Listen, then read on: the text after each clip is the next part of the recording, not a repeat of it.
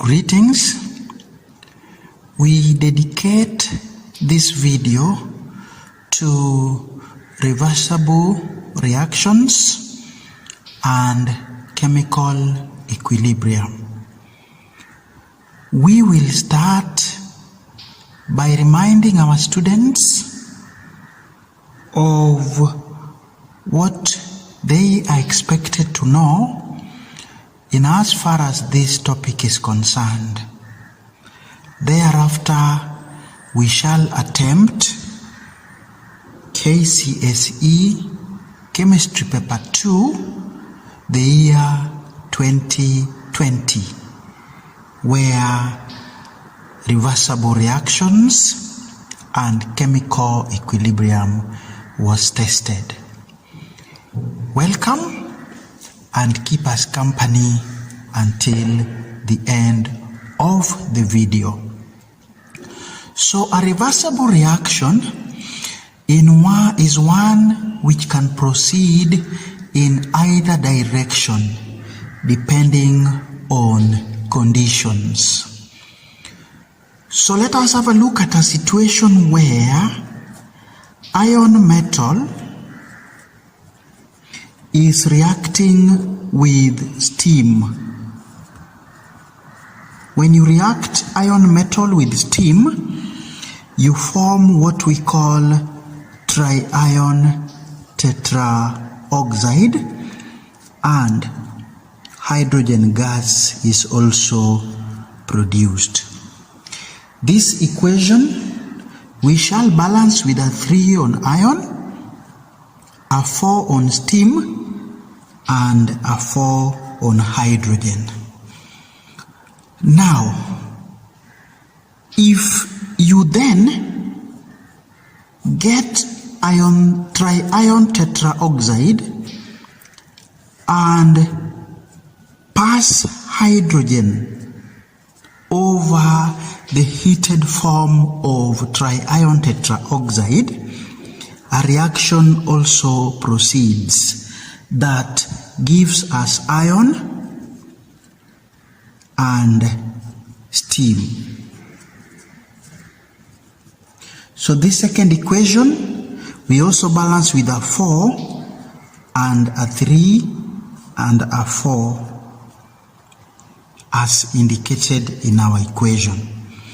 So if we look at these two, one is actually the reverse of the other.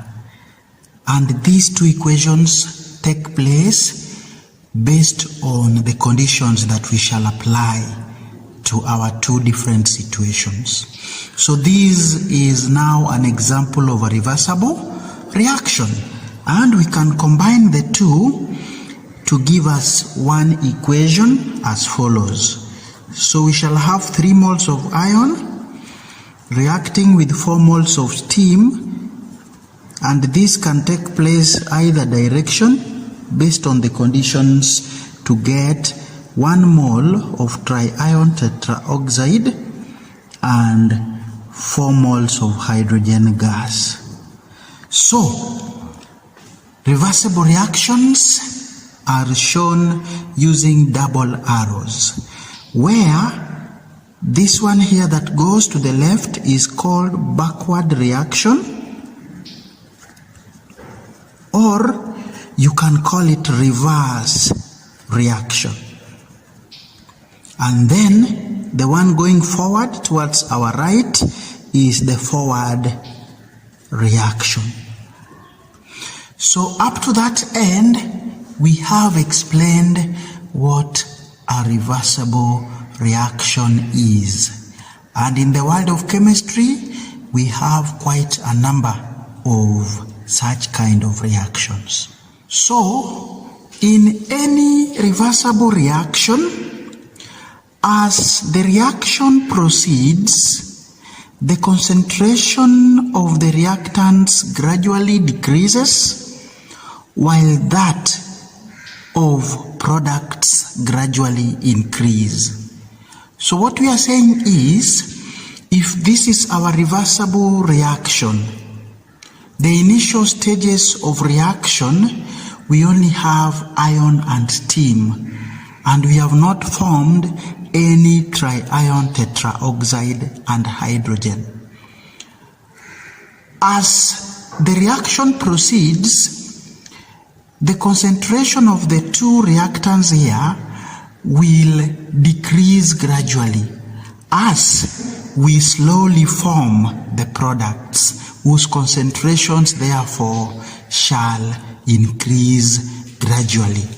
So if we were to draw the graph of concentration against time, then our reactants and products would assume the following shapes. So this one whose concentrations gradually increase are the products. Reactants would have gradual decrease in concentration. And then there comes a time when the concentration of the products and reactants are equal. And this is what we call equilibrium. Equilibrium. Okay? Now, instead of plotting concentration against time, we could also plot rate against time. And we have agreed the rate of backward reaction would gradually increase. So again, this can be the rate of backward reaction, which gradually increases, and this one that gradually decreases is the rate of forward reaction. And then again with time, the two rates become equal, and this point here is what we call the equilibrium point. Our equilibrium in this situation is a dynamic one. It is a dynamic one because the reactions do not stop. It is only their rates that are equal. So a dynamic equilibrium therefore refers to a state of balance in which forward and reverse reactions are taking place at the same rate, but obviously in opposite directions. What is most important here is that the two reactions don't stop when we reach equilibrium. It is only the rate that is the same. Equilibrium is therefore a state of balance. If the balance is upset in any way, our system will try to correct the upset. And these upsets are brought about by four factors. One is concentration, two is pressure, three is temperature, and the fourth factor that can bring an upset to equilibrium is catalyst. We now want to introduce Le Chatelier's principle that will help us summarize the effects of these four factors on the equilibrium. So the principle states that if a system in equilibrium is subjected to a change, then the position of equilibrium will move in a way as to tend to eliminate the change. And this is what we call Le Chatelier's principle. Let's look at the first factor, and that is concentration. So students, with me here is a system or an equation that represents a system in equilibrium. We want to play around with the concentration of the hydrogen ions. One, by adding an acid, which we are sure will increase the concentration of hydrogen ions. And two, we want to add an alkali, into our system in equilibrium. So let me start with the addition of an acid. The addition of an acid will increase the concentration of hydrogen ions. So the system will adjust in such a way as to reduce the concentration of hydrogen ions. So for this case, our equilibrium will shift in a direction that utilizes the excess hydrogen ions, and that is the backward reaction. So if I add an acid to the system, the equilibrium will shift to the left so that the excess hydrogen ions can be utilized. So our observation would be that the yellow color intensifies. The yellow color intensifies. Next, if I add an alkali to this system in equilibrium, the alkali is going to utilize the hydrogen ions by reacting with them to form water. The hydroxyl ions in the alkali will react with the hydrogen ions here to form water. So the system will shift, or rather the equilibrium will shift in a way to increase the concentration of hydrogen ions. That reaction that increases concentration of hydrogen ions is the forward reaction. So addition of an alkali shifts the equilibrium to the right, or addition of alkali favors forward reaction. So the observation would be the yellow color fades. That would be the observation a student is expected to make. Please don't say that the yellow color of the solution turns colorless. That again would be wrong.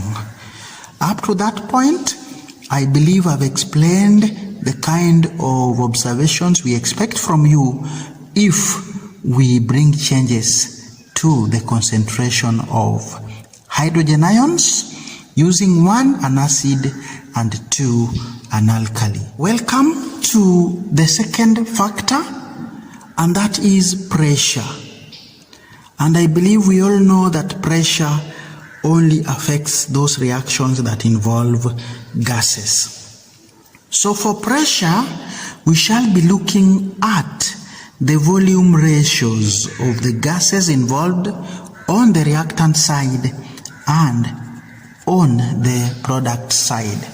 So for our case, I have 2 volumes of gases on the left and only 1 volume of gases on the right. So I have more gas molecules on the left than on the right. So suppose I increase pressure. When I increase pressure, the system will act in a way to reduce that pressure. How? By shifting the equilibrium to the side with less gas molecules. So, for our case, if I increase pressure, the expected observation would be the yellow color intensifies. On the other hand, if I decrease pressure, the system, or rather the position of equilibrium, will shift in such a way as to increase the pressure. So decrease in pressure favors the direction with more gas molecules, and that is the backward reaction. So the observation here that a student is expected to write, should we reduce pressure, is that the brown color intensifies. And now to temperature. For temperature, our concern will be on the sign of the enthalpy change given. This time it is negative, which means it is exothermic. But remember, there are two reactions here. So the delta H, or the change in enthalpy given in the equation, is always for the forward reaction. For the reverse reaction, it is always the opposite. So if forward reaction is exothermic, as indicated here, our backward reaction will now be endothermic. So that is the first thing that a student should know. The enthalpy change given in the equation represents the change for the forward reaction. And then the enthalpy change for the backward reaction is usually the opposite of the one given in the equation. Now, to effect of temperature. Increase in temperature shifts the equilibrium to the endothermic side, the side that uses that excess heat. Decrease in temperature favors the reaction that produces more heat, and that is the exothermic reaction. So for our case, if I increase the temperature, the backward reaction will be favored because it is the reaction that utilizes more heat. It is the endothermic reaction. While increase in temperature will favor the forward reaction, which is exothermic. Lastly, catalyst has no effect on the position of equilibrium. It only alters the rate at which the equilibrium is attained. With that, we have reminded our students of the factors influencing position of equilibrium. We have also reminded ourselves of the famous Le Chatelier principle. So, with that, we move to KCSE 2020 Chemistry Paper 2 and have a look at what a student was expected to write as responses for that year. KCSE 2020 Chemistry Paper 2, question number 2, chemical equilibrium and reversible reactions. First question, state what is meant by the term dynamic equilibrium. So we've agreed that this refers to a state of balance in which forward and backward or reverse reactions are taking place at the same rate but in opposite directions. The marking point here was same rate for 1 mark. To the next question, dichromate 6 ions are orange. So here we have dichromate 6 ions, they are orange, while chromate 6 ions are yellow. Here they are yellow. Then we are told to consider the equilibrium between the two. So the examiner is asking us to state and explain the observation that will be made if sulfuric 6 acid is added to the mixture. So what happens sulfuric 6 acid will introduce hydrogen ions that will react with our hydroxyl ions here to form water.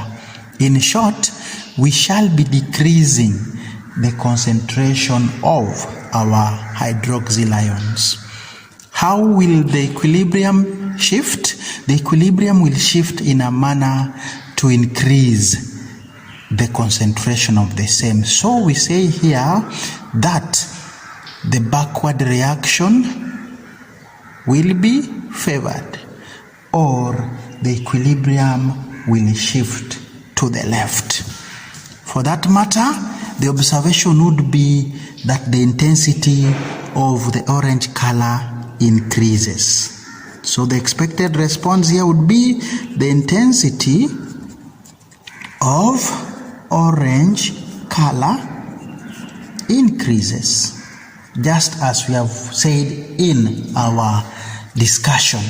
So this was 1 mark.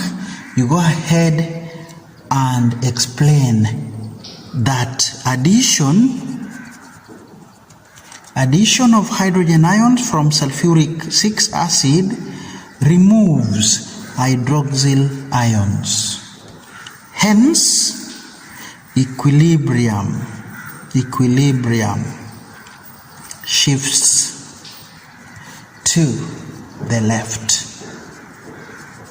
This has an alternative that backward reaction is favored. Or a student would also write that more dichromate 6 ions are formed. This for the next mark, totaling to 2. Next question. One of the reactions in the manufacture of nitric 5 acid involves catalytic oxidation of ammonia, shown in the equation, and this is still reversible, and we have the enthalpy change for the reaction shown as negative 909, which means the forward reaction is exothermic but backward reaction is endothermic. The question goes ahead to tell us that the reaction is carried out at a pressure of 10 atmospheres and 900 degrees Celsius temperature. Question part 1 of B. Other than nitric 5 acid, name another product that is formed. So this one is called nitric 3 acid. Is formed together with nitric 5. We accepted the symbol as well, or somebody would also call it nitrous acid. Any of those for 1 mark. So to the next question, we are asked to state and explain the effect on the position of equilibrium if the reaction is carried out at 10 atmosphere and 450. So here you take note that we have reduced our temperature from 900 to 450. According to our equation, the forward reaction is exothermic, but the backward reaction is endothermic. In our discussion, we've agreed that decrease in temperature would favor the exothermic reaction. So, the expected observation here, or the expected effect here, would be that forward reaction is favored. Somebody would say that equilibrium shifts to the right. Equilibrium shifts to the right. And why are we saying this? We are saying this because decrease in temperature, like we have done, decrease in temperature favors the forward reaction, which is exothermic. for the second mark together with that, giving us a total of 2 marks. Part 2, we are now maintaining the temperature but increasing pressure to 20. Remember, originally our pressure was only 10 atmospheres. So for pressure, we shall look at the gas volumes on the left, and I have 4 plus 5, that gives me 9, and on this side I have 4 plus 6, that gives me 10. Now, in part 2, I've increased the pressure. So when I increase the pressure, the equilibrium will shift to the side with less gas molecules. And for that matter, the backward reaction will be favored.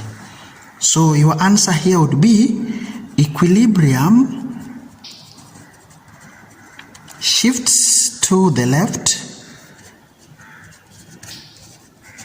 for 1 mark, or you can say backward reaction is favored.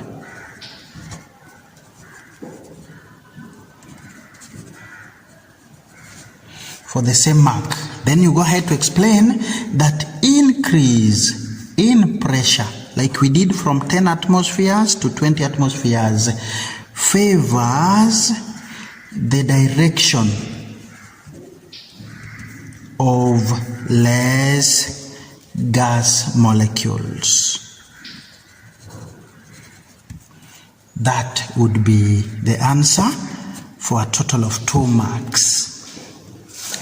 Part 3, absence of a catalyst. We've agreed a catalyst has no effect on the position of equilibrium. So the effect is nil, and then you explain that catalysts do not affect position of equilibrium. Half a mark for no effect. Catalysts do not affect position of equilibrium. Another half, total to 4. Now, part C. State and explain the effect, this time on the rate of a reaction. If the reaction is carried out at 10, we've maintained pressure, but we have reduced temperature. So decrease in temperature obviously decreases rate of a reaction. So a student was expected to write here that rate of the reaction decreases because we have decreased temperature. This is 1 mark. Go ahead and explain that decrease in temperature.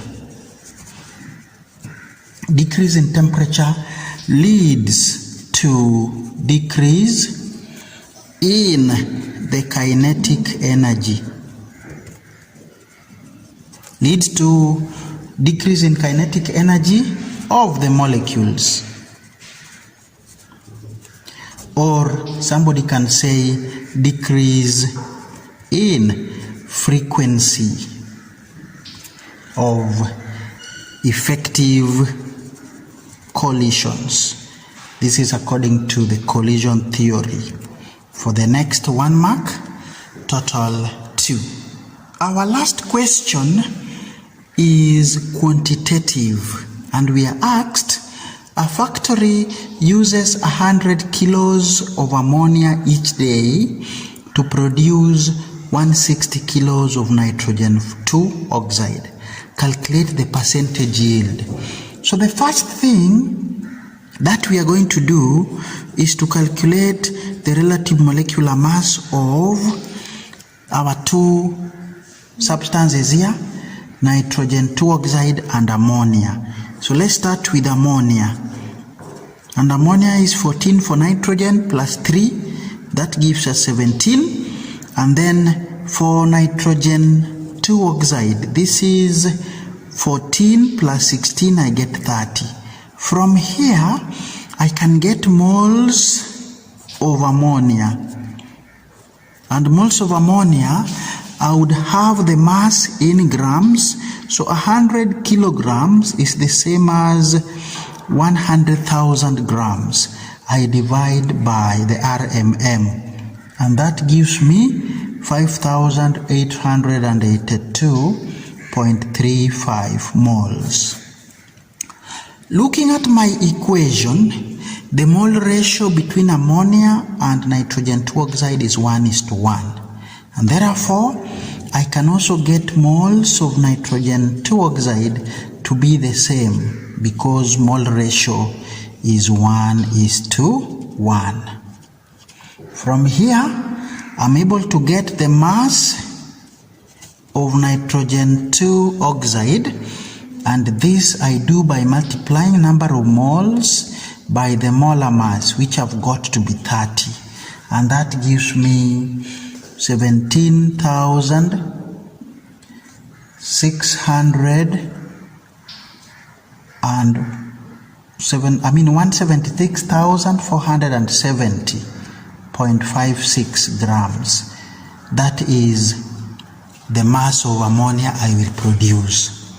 So, to get the percentage yield,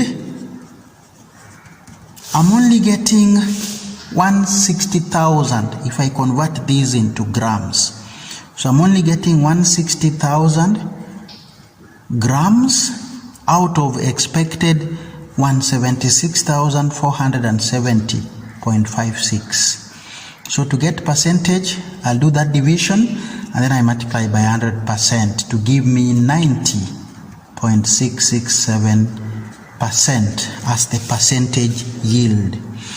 In terms of awarding marks, a half for RMM of ammonia, a half for RMM of NO, a half for this division, a half for this multiplication, a half for this, and lastly a half for that. This is 3 marks. Students, we've come to the end of our very long video where we have reminded you of what you need to know in reversible reactions and chemical equilibrium. Thank you for your support. Keep it the Kenyan teacher.